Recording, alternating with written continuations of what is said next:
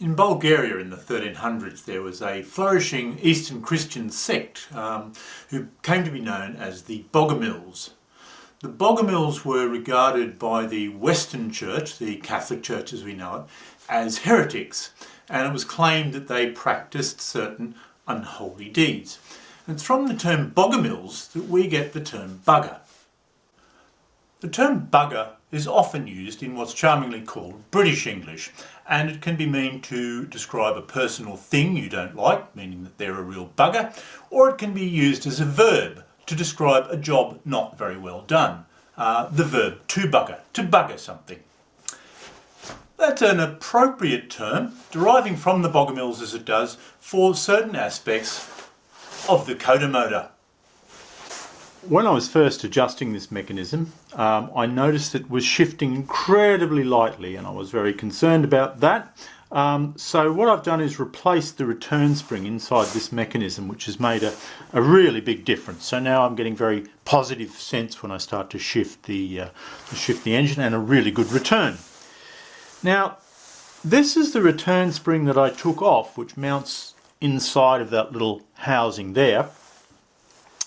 And I assumed that this had broken, but in fact what I can now say with some degree of certainty is on this particular piece of workpersonship, whoever has done that allows us to use the word bugger in the sense of the verb to bugger, because what they've done is they've bent this tine here to try and get it to wrap around there.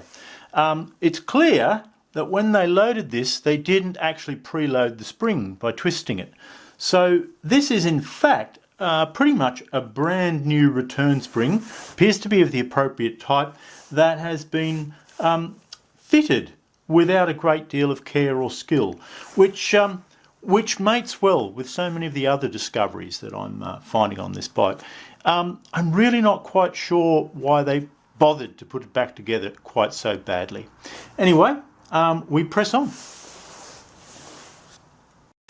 I think it's reasonable to describe the method of adjusting the shifting on this bike as a bit of a bugger. Having had a bit of a tinker though, I think I've managed to get 5 reasonably reliable forward shifts.